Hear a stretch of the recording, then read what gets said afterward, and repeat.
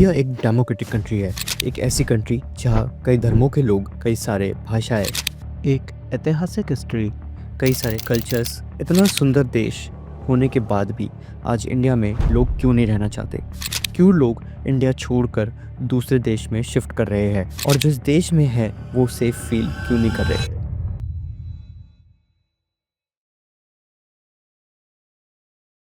नमस्कार, मेरा नाम है राज और आप देख रहे हैं अंतिम क्षण। आज की ये वीडियो थोड़ी कंट्रोवर्शियल हो सकती है। मेरी आपसे यही रिक्वेस्ट है कि इस वीडियो को ध्यान से देखें और समझने का ट्राई करें कि आखिर कहाँ गलती हो रही है। और वीडियो स्टार्ट करने से पहले ही मैं बता दूं, मैं पूरा अनबाइस्ड हूँ। ना मैं बीजेपी की तरफ हूँ और ना ही कांग्रेस और एनी अदर पार्टी। ना मैं आज एक हिंदू हूँ, ना एक मुसलमान। मैं बस इस देश का एक नागरिक हूँ जो अपने थॉट्स, विचारों को आपके सामने रख रहा है। मैं चाहूँगा कि आप भी इस वीडियो को एक देश नागरिक की तरह ही देखें। टाइम्स ऑफ इंडिया के 2023 के रिपोर्ट की माने तो 2.1 लाख इंडियंस ने अपनी सिटीजनशिप रिनाउंस्ड किया और हर साल ये स्टैट बढ़ता ही जा रहा है। आखिर कहाँ कमी रह रही है हमारे देश में? हमारी गवर्नमेंट हमसे 30% टैक्स लेती है, फिर जीएसटी, फिर ये टैक्स, फिर वो टैक्स। कभी आपने खुद से ये सवाल पूछा है कि ये टैक्स किधर जा रहा है? आप में से कई व्यूअर्स अच्छे फैमिली से बिलोंग करते होंगे। प्राइसेस बढ़ने से आपको शायद ज़्यादा फर्क ना पड़े और अगर पड़ता भी है तो आप मैनेज कर लेते होंगे।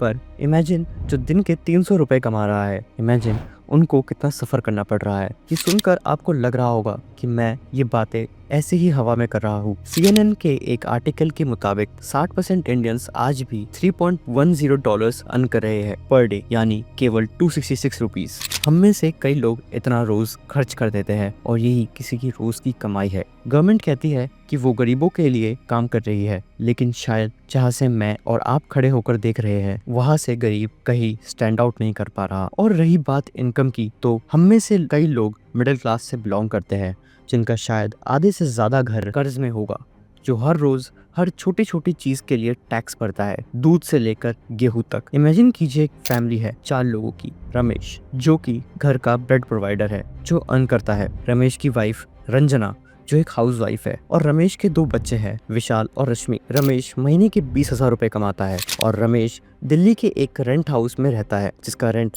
हर महीने 3,000 रुपए जाता है। विशाल और रश्मि स्कूल जाते हैं और दोनों की स्कूल फीस हर महीने 4,000 रुपए जाती है। घर का राशन ही 5,000 का आता है। मान लेते हैं रमेश मेट्रो से ट्रेवल करता है और हर दिन उसके आने जाने में ही 100 रुपए खर्च होते हैं और वो काम पर 24 दिन जाता है, तो सिर्फ हर महीने मेट्रो का खर्च ही 2400 रुपए आता है। और सब होने के बाद वो हर महीने 5600 रुपए बचाता है।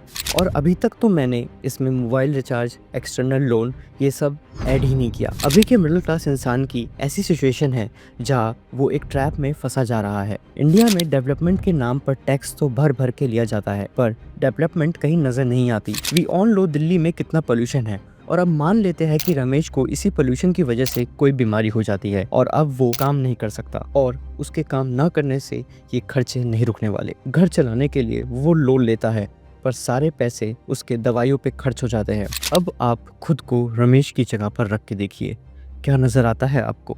2 भूखे बच्चे, दिन रात मेहनत कर रही आपकी वाइफ, क्या नजर आता है आपको?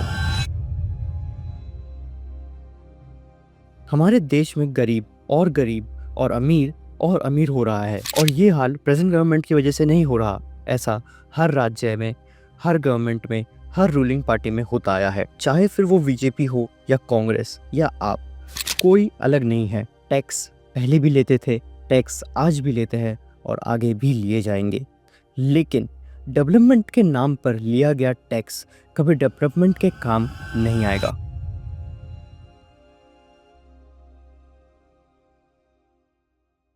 एक गवर्नमेंट छोटी जाति के लिए वोट मांगती है, एक मुसलमान के लिए वोट मांगती है और एक गवर्नमेंट हिंदू के लिए वोट मांगती है। एक कहता है नीचे वर्ग वाला खतरे में है, एक कहता है मुसलमान खतरे में है और एक कहता है हिंदू खतरे में है। कौन सच कह रहा है और कौन झूठ समझ में नहीं आता। अभी रिसेंटली समय रैना, रणवीर और रेबल किड पर केस चला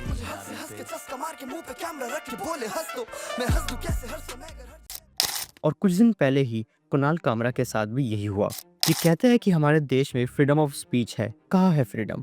जहाँ जोक्स बोलने पर आपको जेल हो जाती है, जहाँ गवर्नमेंट को क्रिटिसाइज़ करने पर आपको मारने की धमकी दी जाती है। ये है हमारी फ्रीडम ऑफ स्पीच। ये कहते हैं ये लोग हमारी सभ्यता खराब कर रहे हैं। कैसी सभ्यता?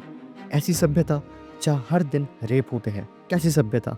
जहाँ लड़कियाँ अपने आप को सेफ फील नहीं करती। कैसी सभ्यता? जहाँ आपको अपनी माँ बहनों की सेफ्टी के बारे में सोच कर रात को नींद नहीं आती। कैसी मर्यादा? जिस देश में लोगों को ये बताने के लिए कि वो माँ बहनों की इज्जत नहीं करते, ये उन लोगों को माँ बहन की गाली देकर उनको रेप थ्रेट्स देकर समझा रहे हैं। कैसी मर्यादा? जहाँ अपनी माँ बहन अपनी है और दूसरों की माल या आइटम। कैसी सभ्यता? जहाँ दिन में औरत सेफ फील नहीं है ना रात में। यह है हमारी सभ्यता और मर्यादा। ये किसकी गलती है? आपकी। क्योंकि आप इग्नोर करते हैं। आप ये सोचते हैं कि हमारे साथ थोड़ी हुआ है, जिसके साथ हुआ है वो जाने। कैसा देश है मेरा जहाँ जान बचाने वाली डॉक्टर का ही रेप हो जाता है। कैसा देश है मेरा जहाँ एक बच्ची मदद मांगने के लिए पुलिस के पास जाती है और वो पुलिस वाला ही उसका रेप कर देता है। आखिर कैसा देश है मेरा? एक बार आप खुद से ये सवाल कीजिए, जिस देश के बारे में हमने आपने किताबों में पढ़ा है, क्या ये वही देश है?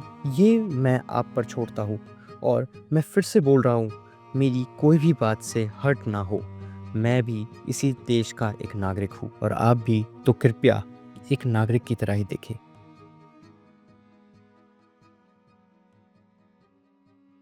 अब जब बात केसेस की ही हो रही है तो हम इंडियन लॉ को कैसे भूल सकते हैं? इंडियन लॉ सिस्टम कितना बेकार है इस पर तो मैं शायद पूरी की पूरी किताब लिख सकता हूँ, जहाँ जोक्स को सीरियस इशू और सीरियस इशू को जोक समझा जाता है।